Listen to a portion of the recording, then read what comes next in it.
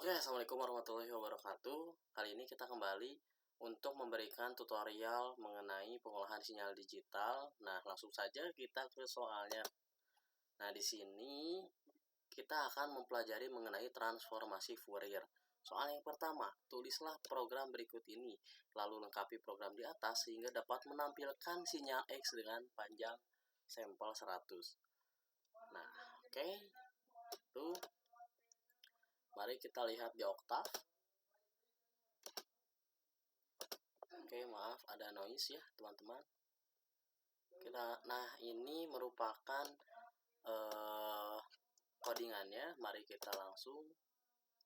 Nah, oke, kita tampilkan di OBS.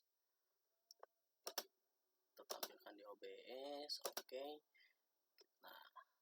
Nah, ini untuk tampilannya, teman-teman. Nah, sebenarnya ini apa sih? Nah, program ini bertujuan untuk membuat dan menampilkan sinyal gabungan dari dua sinyal. Yang pertama sinusoidal dengan frekuensi yang berbeda. Pertama, semua variabel di workspace dibersihkan dengan perintah clear all. Seperti biasa ya teman-teman. Nah, kita tiadakan dulu. Seperti biasa dengan perintah clear all. Nah, selanjutnya frekuensi sampling dibuat dari vektor n yang berisi nilai-nilai dari 0 hingga 0,6 dengan interval 0,001 detik antara sampel sebagai domain waktu. Ini berarti frekuensi sampling adalah 1 dibagi 0,001 atau 1000 Hz. Nah, kemudian terdapat frekuensi sinyal sinus yang disebut sinyal X yang dibentuk dengan penjumlahan dua sinyal sinusoidal dengan frekuensi 30 Hz dan 50 Hz menggunakan rumus X sama dengan sin dikali 2pi dikali 30 dikali n plus sin dikali 2 dikali pi dikali 50 dikali n. Oke, maka dari itu program akan menampilkan sinyal hasil penjumlahan dua frekuensi berbeda dalam bentuk grafik yang jelas dan terstruktur. Nah, seperti ini ya teman-teman. Oke, langsung saja kita ke yang kedua. Tambahkan sinyal di atas dengan sinyal draw dengan amplitudo kurang lebih 0,8. Gunakan perintah run.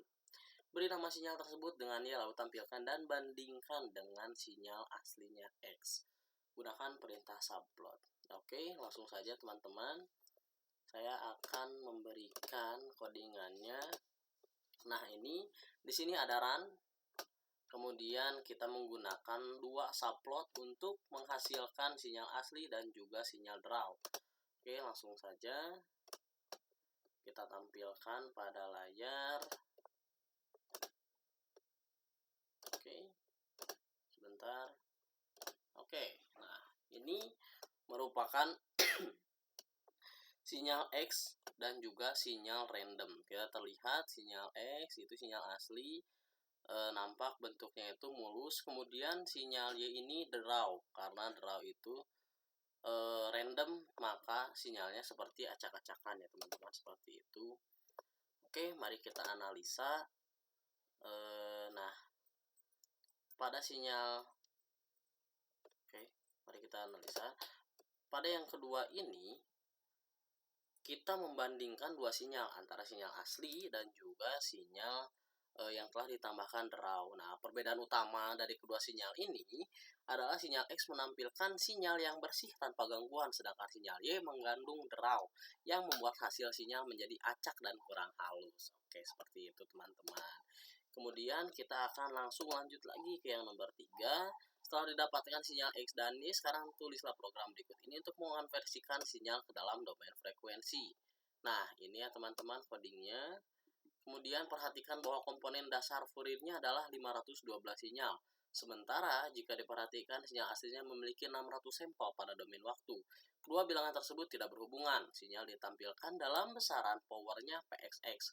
Jelaskan bagian program pada baris keempat dan fungsi angka 1000 pada baris kelima. Oke, mari kita tampilkan dahulu codingannya dan juga outputnya. Nah, ini ya teman-teman codingannya. Seperti yang tadi disuruh, ada angka 1000 di sini untuk frekuensi. Oke, kita langsung saja. Nah,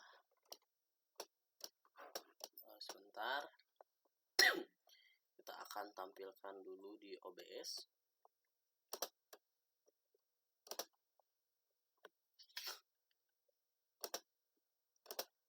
Nah, ini untuk sinyalnya teman-teman, saya akan pindahkan di sini. Nah, bisa kita lihat yang pertama itu merupakan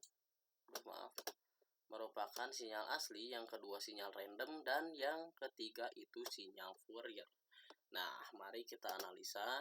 Nah, jadi pada program ketiga ini kita menampilkan 3 sinyal, di antara sinyal X atau sinyal asli, sinyalnya dengan draw, serta sinyal hasil transformasi Fourier. Nah, bagian program baris keempat dari soal yaitu PXX sama dengan X dikali con X dibagi 512. Nah, ini itu berfungsi untuk menghitung power spektrum, teman-teman ya. Power spektrum apa? Power spektrum PXX dari sinyal Fourier X dengan mengalihkan X dengan konjugat kompleksnya. Nah, kemudian kenapa kita harus membagi hasilnya dengan 512? Ini untuk normalisasi. Ini mengukur densitas spektral power dari sinyal X. Nah, angka 1000 sendiri ini merupakan frekuensi sampling dari sinyal asli. Oke, seperti itu teman-teman. Mari kita lanjutkan ke nomor 4. Gunakan cara yang sama untuk mengonversikan sinyal Y dan bandingkanlah hasilnya dengan percobaan nomor 3. Oke, kita langsung ke oktav. Kita langsung ke nomor 4. Agar, sebentar. Oke, kita langsung ke oktav, ke nomor 4. Nah, ini teman-teman, kita langsung tampilkan saja sinyalnya. Window capture.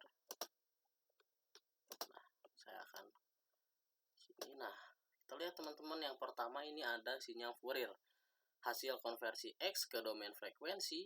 Yang kedua ada dari domain Y ke frekuensi. Oke, sekarang mari kita analisa.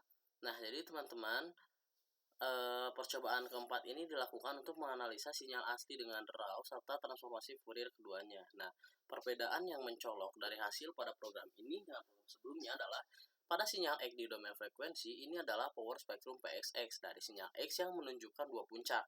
Yang jelas pada frekuensi 30 Hz dan 50 Hz. Ini sesuai dengan dua komponen sinusoidal dalam sinyal X, sedangkan pada sinyal Y di domain frekuensi PYY adalah power spektrum PYY dari sinyal Y yang juga menunjukkan puncak pada frekuensi 30 Hz dan 50 Hz, namun dengan tambahan noise. Nah, selanjutnya apa sih perbedaannya? Nah, yaitu program ini melibatkan sinyal dalam domain frekuensi, yang mana dalam domain frekuensi ini komponen frekuensi asli akan tetap terlihat meskipun ada noise. Seperti itu teman-teman. Oke, kita akan cepat saja, kita langsung ke yang kelima. Oke, ini yang kelima.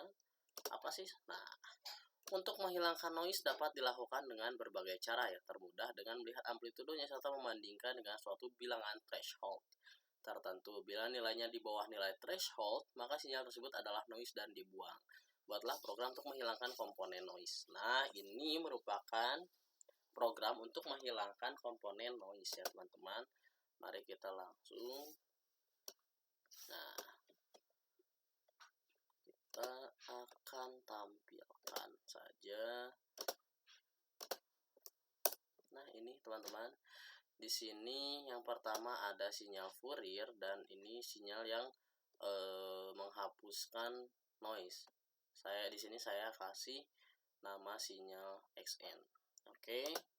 Sekarang kita analisa. Nah, jadi program ini dilakukan untuk menghilangkan komponen noise dari sinyal Y dengan menggunakan metode threshold pada domain frekuensi. Di mana dari program sebelumnya atau program keempat, kita menambahkan program diantaranya yang XN sama dengan dia berfungsi untuk menyalin sinyal Y ke XN, diubah lalu for juga untuk memulai loop, PYY untuk domain Y yang tadi. Nah, sekarang untuk memeriksa apakah nilai amplitudo dari PYY itu kurang dari 5 atau threshold yang ditentukan, maka kita di sini menggunakan if ABS. Teman, Saya akan tunjukkan. Nah, if ABS PYYI kurang dari 5. Nah, jadi dengan menetapkan nilai threshold tersebut, komponen frekuensi yang amplitudonya di bawah threshold dianggap sebagai noise dan akan dihilangkan. Nah, hasilnya apa? Sinyal yang keluar akan lebih bersih. Seperti itu, teman-teman. Nah, oke. Sekarang kita lanjutkan ke nomor terakhir, yaitu nomor 6. Sekarang lakukan proses konversi dari XN pada domain frekuensi ke XI pada domain waktu. Oke, langsung saja kita masuk. Nah, ini ya teman-teman. Kita lihatkan outputnya. Mari kita tampilkan dahulu di OBS. Oke, saya simpan di sebelah kanan. Oke, di sini terlihat bahwasannya ada H2, yaitu sinyal XN dan juga sinyal hasil invert. Nah, mari kita analisa. Nah, jadi program ini melakukan analisis frekuensi, penerapan filter, dan inversi Fourier pada sinyal. Percobaan ini melakukan konversi dari XN pada domain frekuensi ke XI pada domain waktu dengan memasukkan perintah XI IFFTXN yang berfungsi melakukan inverse FTT pada XN untuk mengembalikan sinyal hasil bersih ke domain waktu. Nah, didapatlah hasil saat pada domain frekuensi.